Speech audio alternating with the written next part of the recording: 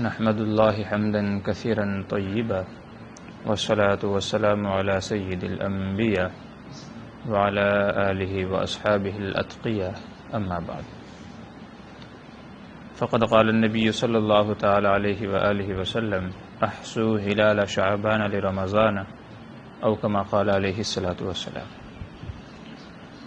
محترم بزرگوں اور دوستو، نبی کریم صلی اللہ علیہ وسلم کا رمضان کے استقبال کی تیاری کا کیا طریقہ تھا اور ہمیں کیسے رمضان کا استقبال کرنا چاہیے، اس کو سمجھنا اور جاننا بہت ضروری ہے۔ رمضان کا مہینہ شروع ہونے والا ہے، اس کا ہر لمحہ خیر و برکت والا ہے۔ اللہ تبارک و تعالیٰ کی رحمتیں برکتیں بندوں پر اترتی ہیں، مغفرتیں بندوں کی طرف متوجہ ہوتی ہیں، تاکہ اس کے ہر لمحے سے ہم فائدہ اٹھانے والے بن جائیں، اللہ کی عبادت کر کے اس کی خوشنودی اور رضا کو حاصل کرنے والے، اپنی بخشش کرانے والے بن جائیں۔ اس کے لیے ضروری ہے کہ ہم جانیں کہ صحابہ اکرام رضی اللہ عنہم کا کیا معمول تھا استقبال رمضان کی تیاری کے تعلق سے۔ کئی سارے معمول تھے نبی کریم صلی اللہ علیہ وسلم کے۔ نمبر ایک تو یہ، جیسا کہ بعض آثار اور بعض احادیث سے معلوم ہوتا ہے، رجب سے ہی ایک دعا فرمایا کرتے تھے، اللہم بارک لنا فی رجب و شعبان وبلغنا رمضان، کہ اللہ ہمیں رمضان تک پہنچا، رجب اور شعبان میں برکت عطا فرما۔ تو یہ دعا مانگا کرتے تھے۔ ہم کو بھی چاہیے کہ ہم بھی جیسے ہی رجب کا مہینہ شروع ہو اس وقت سے ہی دعا مانگنا شروع کر دیں کہ اللہ جو آنے والا رمضان کا مہینہ ہے وہاں تک ہم کو پہنچا، تاکہ اس مہینے میں عبادت کر کے اے اللہ آپ کو راضی کرنے والے بن جائیں۔ دوسرا معمول نبی کریم صلی اللہ علیہ وسلم کا یہ تھا کہ ہر مہینے کا چاند دیکھتے تو دعا فرماتے، اللہم اہلہ علینا بالیمن والایمان والسلامۃ والاسلام۔ تو یہ دعا فرمایا کرتے تھے تاکہ چاند کی اور آنے والا جو مہینہ ہے اس کی خیر و برکتیں، اللہ کی رحمتیں انسان کو میسر ہو جائیں۔ تو ہمیں بھی اس چیز کا معمول بنانا چاہیے کہ جو بھی چاند دیکھیں، اور چاند دیکھنے کا اہتمام بھی کرنا چاہیے ہجری اور اسلامی تقویم کے اعتبار سے، اسلامی مہینے کا، اور اس وقت یہ دعا کرنی چاہیے کہ اللہ اس چاند کو ہمارے لیے باعث خیر و برکت بنا۔ دوسرا عمل یہ کرنا ہے کہ رمضان کا چاند دیکھیں، شعبان کا چاند دیکھیں یا کسی بھی مہینے کا چاند دیکھیں تو اس وقت یہ دعا کریں۔ تیسرا معمول نبی کریم صلی اللہ علیہ وسلم کا رجب کے مہینے میں بھی اور بالخصوص شعبان کے مہینے میں روزے رکھنے کا تھا۔ بہت زیادہ روزے رکھتے تھے، یہاں تک کہ بعض روایت میں یہ آتا ہے کہ رجب کے بھی روزے رکھتے تھے، شعبان کے بھی روزے رکھتے تھے۔ بعض روایت میں یہ آتا ہے کہ پورا مہینہ روزہ رکھا کرتے تھے، یہاں تک کہ شعبان کے روزوں کو رمضان کے روزوں سے ملا دیا کرتے تھے، یعنی کوئی بھی دن ناغا نہیں کرتے تھے، مستقل پورا مہینہ روزہ رکھا کرتے تھے۔ مگر امت کے حال پر شفقت فرماتے ہوئے بعض روایت میں ہے کہ آپ نے شعبان کے اخیر سے روزہ رکھنے سے منع فرمایا امت کو، ہم لوگوں کو، کہیں ایسا نہ ہو کہ شعبان کے پورے مہینے روزے رکھیں اور روزے رکھنے کی وجہ سے اتنا ضعف اور اتنی کمزوری پیدا ہو جائے کہ جو رمضان کے روزے جو کہ اصل ہیں اس میں رکاوٹ نہ بن جائے۔ تو اس لیے کیا فرمایا، آدھے شعبان روزہ رکھو اور اخیر کے آدھے شعبان روزہ نہ رکھو، تاکہ تازہ دم رہو، چست رہو، اور رمضان کے روزے طاقت و قوت کے ساتھ میں رکھ سکو، اللہ کی عبادت کر سکو۔ اور بعض روایت میں یہ ہے کہ شعبان کے اخیر میں روزے نہ رکھو۔ اسی لیے علماء نے شعبان کی 28 اور 29 تاریخ کو روزہ رکھنے کو مکروہ فرمایا۔ کیا فرمایا؟ مکروہ فرمایا۔ جائز تو ہے لیکن مکروہ فرمایا۔ کیوں؟ وجہ یہی ہے کہیں ایسا نہ ہو کہ روزے رکھتے رکھتے اتنی کمزوری پیدا نہ ہو جائے جو رمضان کے روزوں میں رکاوٹ بن جائے۔ تو یہ 2 دن کم از کم کہ آدمی چست ہو جائے، تازہ دم ہو جائے، تاکہ رمضان کے روزے رکھ سکے، اس لیے مکروہ فرمایا۔ رکھنا چاہے تو رکھ سکتے ہیں لیکن بہرحال پسندیدہ نہیں ہے۔ تیسرا معمول صحابہ کرام رضی اللہ عنہم کا یہ تھا، حضرت انس رضی اللہ عنہ سے مروی ہے، لطائف معارف جو ابن رجب حنبلی رحمہ اللہ کے، اس میں فرماتے ہیں کہ جب شعبان کا مہینہ شروع ہوتا تو صحابہ کرام کا معمول یہ تھا کہ قرآن کی طرف جھک جاتے، قرآن کی طرف جھک جاتے اور اپنے مالوں کی زکوٰۃ ادا کرتے، تاکہ غریبوں مسکینوں کے کھانے پینے کا، سحری کا، افطاری کا نظم ہو جائے۔ تو قرآن کریم کی تلاوت کا معمول کرتے تھے اور اپنے مالوں کی زکوٰۃ ادا کرتے تھے۔ دوسری بعض روایت اور آثار سے معلوم ہوتا ہے کہ صحابہ کرام رضی اللہ عنہم کا معمول یہ تھا کہ رمضان کے آنے سے پہلے شعبان کے اخیر میں اپنے غلاموں کو بھی آزاد کر دیا کرتے تھے. جن کے پاس غلام ہوتے تھے ان کو بھی آزاد کر دیا کرتے تھے تاکہ وہ بھی ایک آزاد آدمی کی حیثیت سے اپنے مولا کی جس طرح چاہے عبادت کر سکے. نیز غلام کرنے کا جو آزاد کرنے کا جو ثواب ہے وہ ثواب بھی ان کو میسر ہو جائے. کسی کا قرضہ ہوتا تھا تو ادا کرتے تھے، اپنے اوپر کسی کا قرضہ ہوتا تھا تو اس کو معافی تلافی کر لیا کرتے تھے یا تو ادا کرتے تھے. اسی طریقے سے کسی کی حق تلفی ہوئی ہوتی تھی، کوئی اس طرح کا واقعہ معاملہ ہوتا تھا تو جا کر کے اس سے معافی تلافی کر لیا کرتے تھے. کہنے کا مطلب یہ ہے کہ صحابہ کرام کا معمول یہ تھا کہ تمام معاملات کو رمضان سے پہلے نپٹا لیا کرتے تھے، ہر طرح سے آزاد اور بے فکر ہو جایا کرتے تھے تاکہ رمضان کے مہینے میں پھر زیادہ سے زیادہ عبادت کی جائے، اللہ کو راضی کرنے کی کوشش کی جائے. یہ ان شخصیات کے معمول ہیں جن کے بارے میں اللہ تبارک و تعالی نے فرمایا رضی اللہ عنہم ورضوا عنہ، اللہ ان سے راضی ہو گیا وہ اللہ سے راضی ہو گئے. جو بخشائے ہیں ان کے یہ معمول تھے. سوچنے کی بات یہ ہے میں اور آپ جیسے گنہگار لوگ ہمیں کتنی محنت کی اور عبادت میں کتنے اہتمام انہماک کی ضرورت ہے. نبی کریم صلی اللہ علیہ وسلم سے منقول ہے کہ جب رمضان کا چاند دیکھتے تو یہ دعا فرماتے کہ بے شک تجھ میں خیر ہے، تجھ میں خیر ہے، تجھ میں خیر ہے، اور جس نے تجھے پیدا کیا میں اس پر ایمان و یقین رکھتا ہوں. یہ دعا فرمایا کرتے تھے.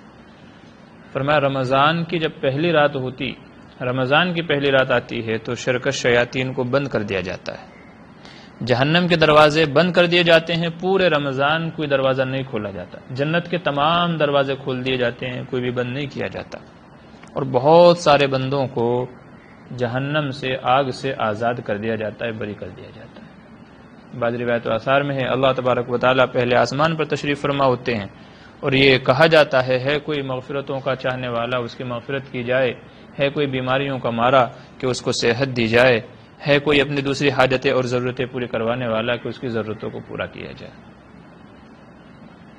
اللہ تبارک و تعالیٰ کی طرف سے انعام اکرام کی بارش ہوتی ہے.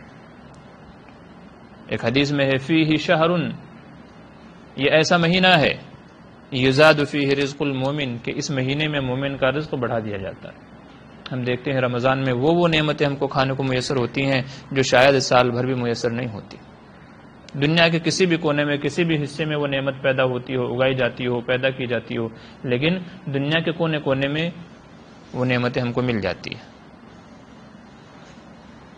اس مہینے میں ایک نفل کا ثواب فرضوں کے برابر اور فرضوں کا 70 فرائض کے برابر کر دیا جاتا ہے.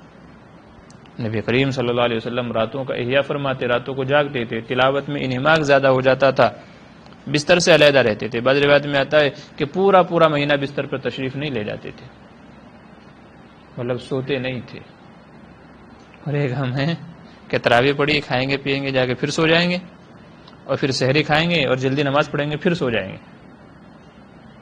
تو اگر دیکھا جائے ہم نے صرف اپنے اوقات کو چینج کیا ہے سونے کے اور کھانے پینے کا. شیخ نے لکھا ہے فضائل اعمال میں کہ ہم نے رمضان میں سوائے اپنے کھانے پینے کے اور سونے کے اوقات کو بدلنے کے رمضان میں اور کچھ نہیں کیا. پہلے جو دوپہر میں کھاتے تھے وہ اب سحری میں کھانے لگے ہیں، اور جو شام میں کھاتے تھے وہ تو شام کو کھاتے ہی ہیں. پہلے رات میں جو سوتے تھے وہ رات میں سونا تھوڑا کم کر دے تراویح کی وجہ سے، لیکن فجر پڑھ کے سو جاتے ہیں 10 بجے تک، 11 بجے تک، 12 بجے تک کے. تو کہتے ہیں کہ سوائے ہم نے اپنے اوقات چینج کرنے کا اور کچھ نہیں کیا ہے.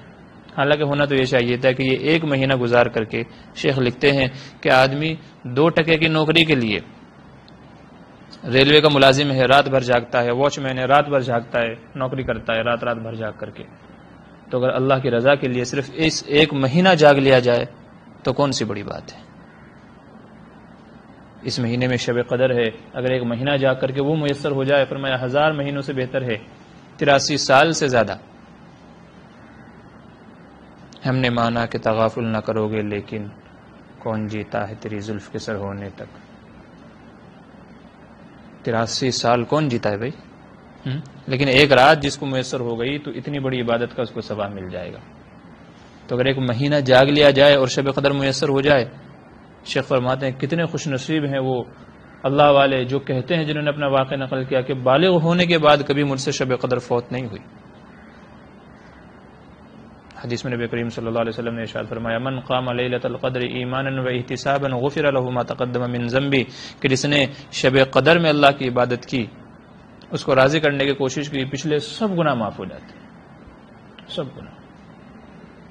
تو یہ نبی کریم صلی اللہ علیہ وسلم کا معمول تھا، رجب سے ہی شروع ہو جاتے تھے۔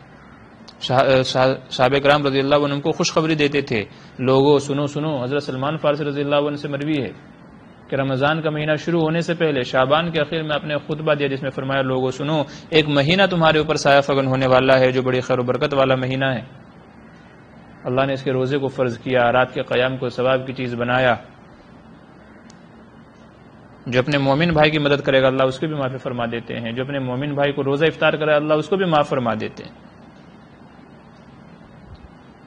تو یہ حضور رمضان کے آنے سے پہلے ہی اس کی تیاریاں کیا کرتے تھے، اس کا استقبال کیا کرتے تھے، عبادت کے ذریعے سے، صحابہ کرام معمولات کے ذریعے سے معاملات کی صفائی رکھتے تھے، معمولات میں اضافہ ہو جاتا تھا، قرآن کی تلاوت میں، ذکر میں، دعا وغیرہ میں، اس طریقے سے تیاریاں کیا کرتے تھے۔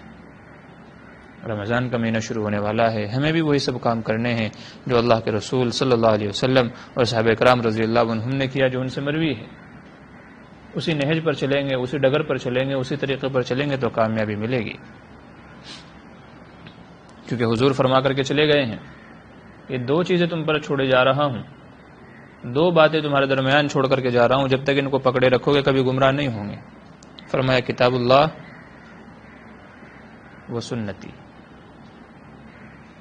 میری سنت اور کتاب اللہ، دو چیزوں کو جب تک پکڑے رہو گے۔ سنت کیا ہے؟ جو اللہ کے رسول صلی اللہ علیہ وسلم کر کے دکھلا گئے، جو بول کر کے بتایا، جو کر کے دکھلایا، اس کا نام سنت ہے۔ طریقہ، سنت کے معنی کیا ہے؟ طریقہ۔ تو کامیابی وہی ہے، تو جس موقع پر جس طریقے سے حضور نے کیا ہم کو بھی وہی کرنا ہے تو کامیابی ہے، اس سے ہٹ کر کے نہیں کریں گے تو بھی ناکامی اور نقصان ہے، اور زیادہ کریں گے یا غلط طریقے سے کریں گے تو بھی نقصان ہے۔ تو رمضان کا مہینہ مغفرتوں کا مہینہ ہے، بخششوں کا مہینہ ہے، اس کی تیاری ابھی سے شروع کر دیں، اور آنے والا جو یہ رمضان ہے اس میں یہ کوشش کریں کہ اس مہینے میں تو اللہ سے اپنے آپ کو معاف کرا کر اپنی بخشش کروا کے ہی چھوڑوں گا، بخشش کروا کے دم لوں گا، پھر نہ جانے آئندہ سال یہ موقع میسر ہو نہ ہو۔ کتنے لوگ ایسے تھے جو ہمارے درمیان تھے گزشتہ سال لیکن اب نہیں ہے، اب نہیں ہے، ہم کو بھی میسر ہوگا نہیں ہوگا، زندگی کا کوئی بھروسہ نہیں، کب کس کی چلی جائے، بچہ جوان بوڑھا، کب کون پہلے چلا جائے کچھ پتہ نہیں ہے۔ اس لیے کہتے ہیں کسی اللہ والے سے کسی نے پوچھا کہ حضرت عمل کے لیے کون سا دن بہتر ہے، کب عمل کروں، نیک عمل کب کروں؟ تو کہا کہ موت سے ایک دن پہلے۔ عرض کیا کہ حضرت یہ تو پتہ نہیں موت کب آئے گی، تو فرمایا کہ پھر اپنی زندگی کا ہر دن آخری دن سمجھو، کل کا سورج دکھے گا نہیں دکھے گا، کل کا دن ملے گا نہیں ملے گا، سمجھو کہ آج کا دن بس آخری دن ہے۔ اس لیے ہر روز محنتیں کرو۔ عمل چراغ ہیں راہ نجات کے، لیکن چراغ خود نہیں جلتے جلائے جاتے ہیں۔ تو بھی جنت ایسے نہیں ملنے والی، جنت تو محنتوں، عبادتوں اور اللہ کو راضی کرنے سے ملے گی۔ اس لیے اپنے آپ کو تیار کریں، عبادتوں کا بھی اس اہتمام کر دیں، معمولات کی پابندی بنائیں، اور ایک شیڈول اپنا ایک خاکہ تیار کر لیں کہ مجھے کس وقت سونا ہے، کتنا سونا ہے، جو میرے کام کاج ہیں، بزنس کاروبار ہیں، تجارتی معاملات لین دین ہیں، انہیں مجھے کیسے چینج کرنا ہے۔ علماء فرماتے ہیں کہ اگر اس ایک مہینے کے لیے اپنے تمام کاموں کو مؤخر کر سکتا ہے تو مؤخر کر دیں، تو یہ سب کام رمضان کے بعد کروں گا، اور اگر مؤخر نہیں کر سکتا ہے تو پھر ایک ٹائم ٹیبل بنا لے کہ بس اتنی ہی دیر مجھے کرنا ہے، وہ بھی ضروری، جو ضروری ہے، جس کے بغیر چارہ نہ ہو، بس صرف ان معاملات پہ دھیان دیں، باقی جن کے بغیر کام چل سکتا ہے ان کو چھوڑ دے، رمضان کے بعد کریں، کیونکہ کام تو آگے پیچھے ہو جائیں گے لیکن رمضان کا مہینہ آگے پیچھے ہونے والا نہیں ہے، بس وہ آیا تو چلا گیا، پھر ایک سال کے بعد، جب ایک سال آدمی زندہ رہتا ہے نہیں رہتا ہے کسے پتہ ہے۔ تو اس لیے رمضان کو کامیاب بنائیں، ہر لمحے کو اپنا ایک معمول بنائیں، تلاوتوں میں، دعاؤں میں، اذکار میں اضافہ کریں، اور اللہ کو راضی اور خوش کرنے والا بنائیں۔